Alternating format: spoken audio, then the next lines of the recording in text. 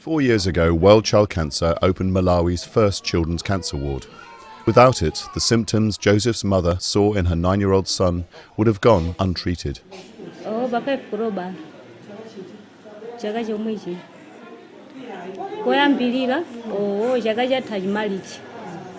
oncology ward's run by Professor Elizabeth Molyneux.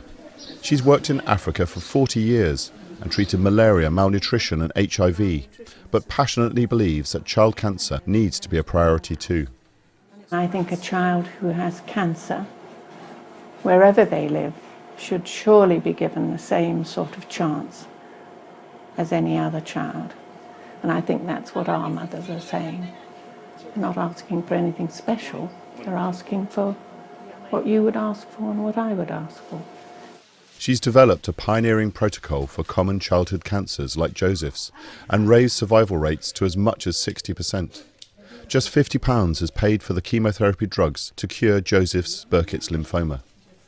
He's, back to his normal self other than having lost all his hair. And he's itching to get back to school.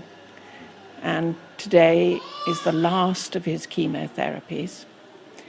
His granny tells me that he's not feeling very sick, and we shall send him home tomorrow. The chemotherapy and other palliative drugs are largely funded by World Child Cancer, but there can still be shortages in the hospital, which struggles with resources in one of the world's poorest countries. If World Child Cancer didn't support, we wouldn't have some of the drugs we need, and without those drugs, then obviously the outcome would be, I think, inevitably bad. 8-year-old Memory and her mother have to travel 24 hours to the ward for treatment for her eye tumour. She's one of many patients to benefit from World Child Cancer money to help to pay for transport. Far from home for weeks at a time, the children and their families also receive high-calorie food and weekly welcome packs. The welcome packs to the patients is very important because these people come from very far. When they come in the hospital, they come with nothing. We do tell them, this is for you to help you.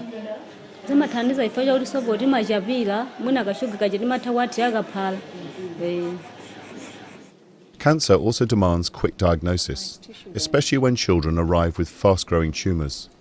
World Child Cancer has developed an innovative partnership with Newcastle University to diagnose cell samples online within 24 hours. For anybody, it's really important to have a rapid turnaround for a diagnosis. And for our mothers, who really can't see why we can't make a very quick and rapid diagnosis, if we didn't start treatment fairly soon, I think they would go away. A simple shelter for the guardians has also been built outside. And inside, donated toys provide welcome distraction for the children. They get very sick, but when they come here and play, they forget that they are sick. Yes. In the bed next to Joseph is 6-year-old Noel, who also has Burkitt's lymphoma in his stomach and has just started chemotherapy.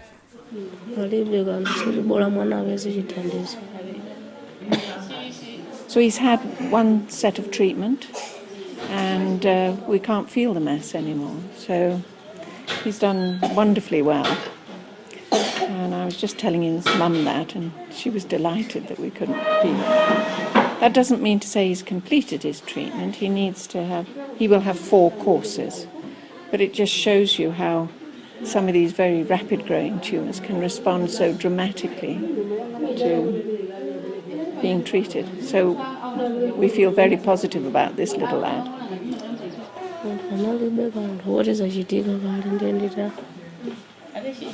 And today, Joseph is finally going home, cured. Another success story in this ward that treated 260 children last year. But it's working beyond capacity, and Professor Molyneux knows she could treat more effectively, with more staff and a more reliable supply of drugs. It would be very difficult to sustainably treat without the support that we get from World Child Cancer. And it's not additional help, it's actually absolutely what we need to be able to treat children.